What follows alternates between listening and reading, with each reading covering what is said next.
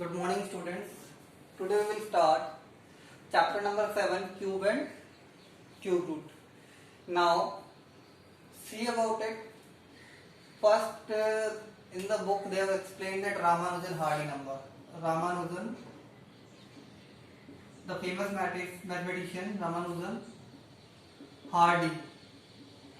Hardy is a British mathematician. Under Ramanujan work number, that is 1729.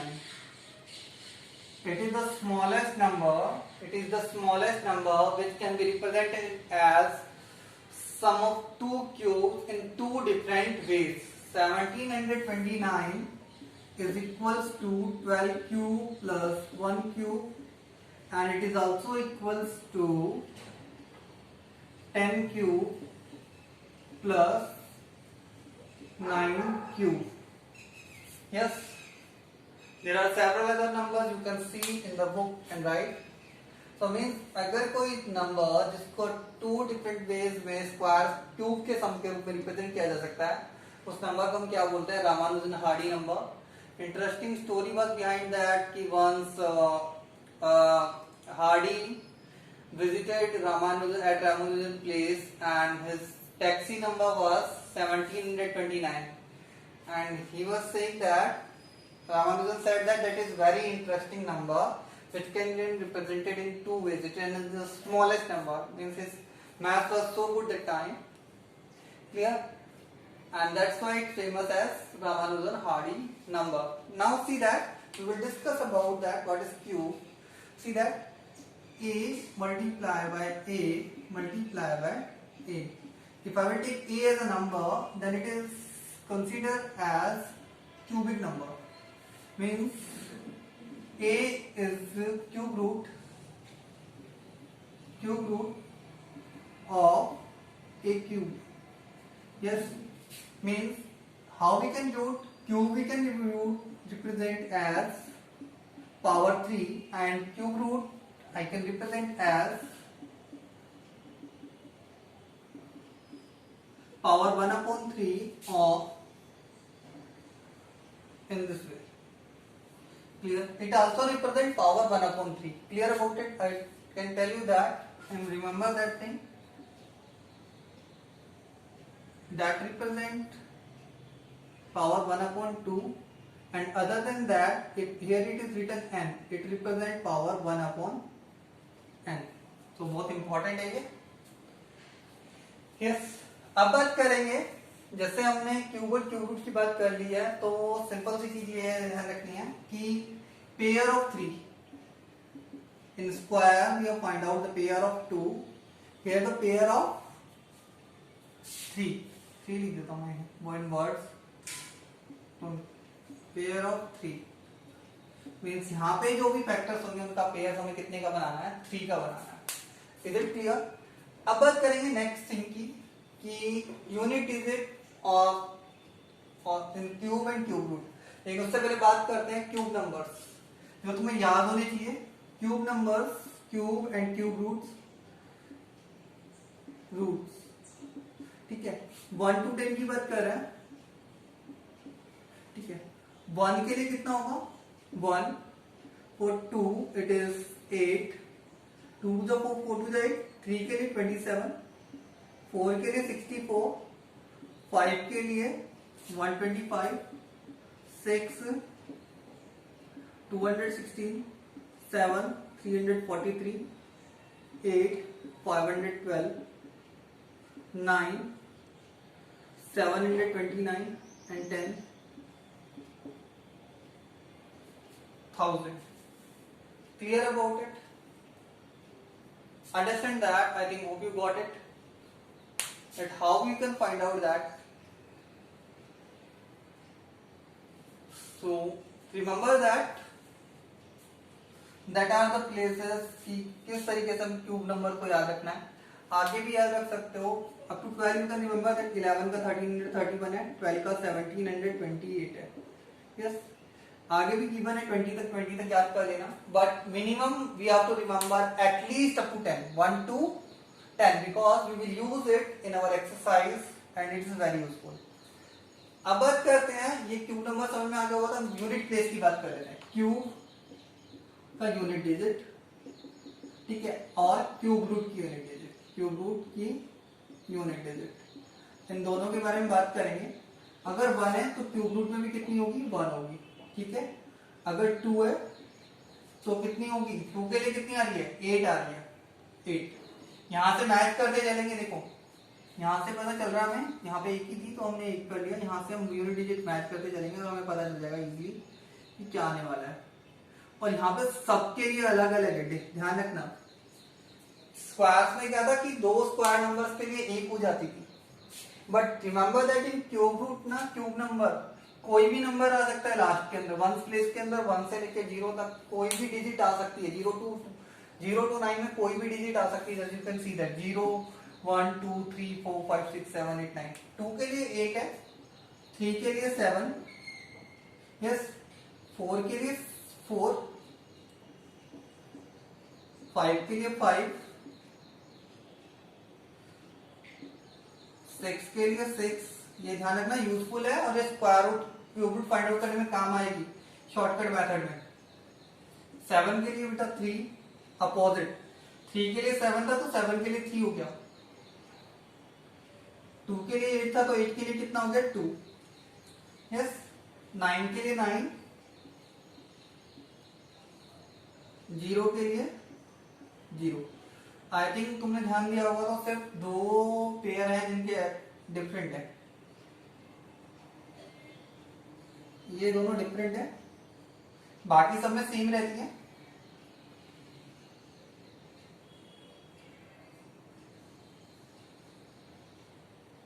Means 2 के लिए 8, 8 के लिए 2, 3 के लिए 7, 7 के लिए 3, बाकी सब हमारा क्या है, सेम है। मीन्स इन दोनों को तुम यूं भी रिप्रेजेंट कर सकते हो, यस, क्लियर अबाउट इट। ये सारी जो चीजें हैं वो याद होनी चाहिए और नोटबुक में रिटर्न कर, राइट करनी है ये सब चीजें। हम पोजेंगे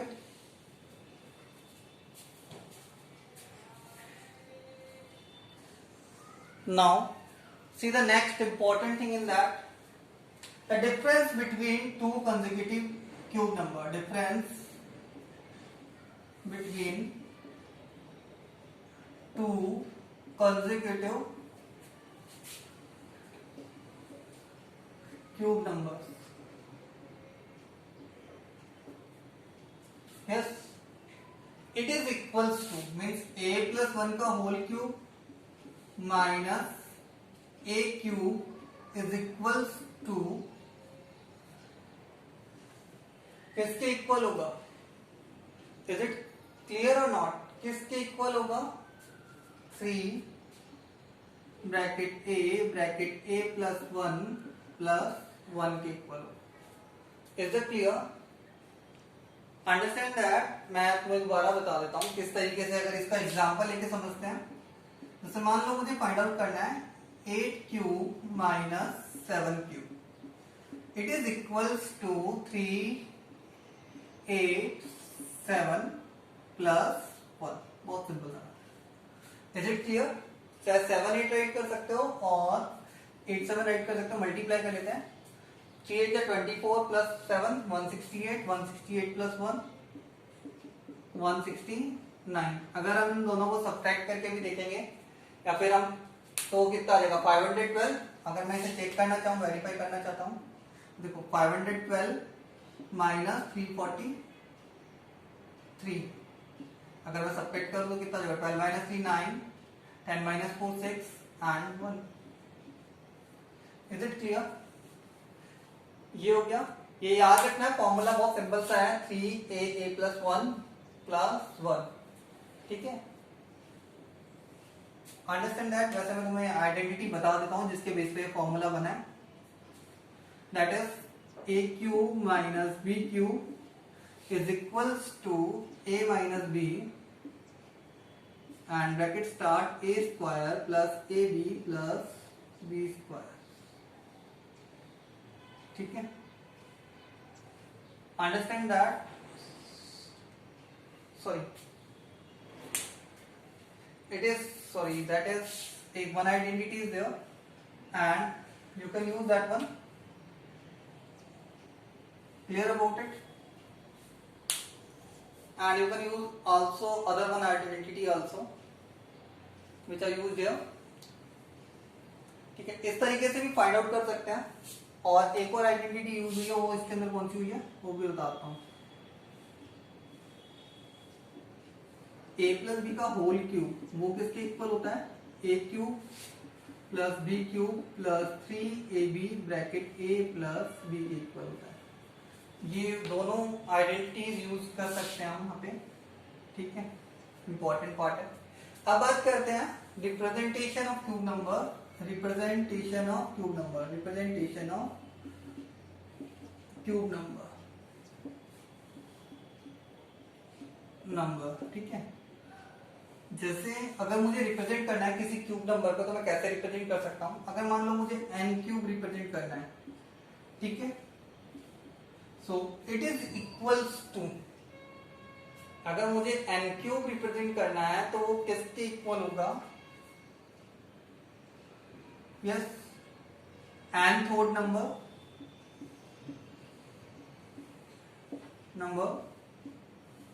प्लस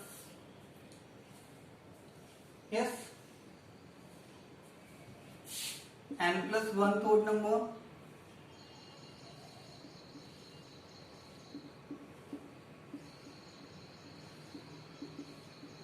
ये हमें कब तक ऐड करना है?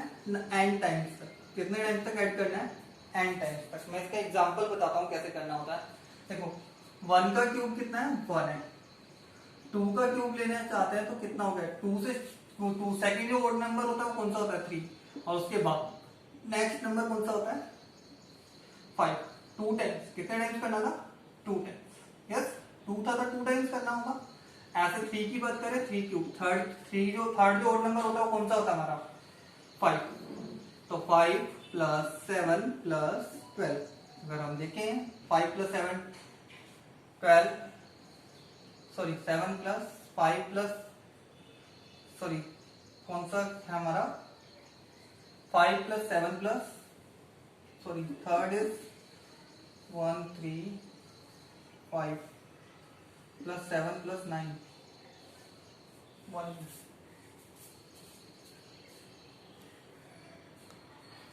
Actually that formula is not applicable here, but ये correct है. Formula is not applicable here. Means n times he required होंगे. 5 प्लस की जगह आएगा 7 प्लस 9 प्लस 11 एंड यहाँ पे हम राइट कर सकते हैं. अगर 4 क्यूब राइट करना चाहे तो हो जाएगा. 11 के बाद नेक्स्ट कौन सा है? 13 प्लस 15 प्लस 17 प्लस 19. अब बात आती है कि अब हम इसे रिप्रेजेंट कैसे करें, तो वो बताना है कैसे करना है. यस, जैसे मान लो मुझे रिप्रेजेंट करना है 7 क्यूब को. बुक में नहीं गिवन है, कैसे रिप्रेजेंट करा जा सकता है. देखो सबसे इंपॉर्टेंट थिंग क्या है, किस तरीके से हम रिप्रेजेंट कर सकते हैं 343 को. नंबर हमारा कौन सा आ गया? 343 आ गया.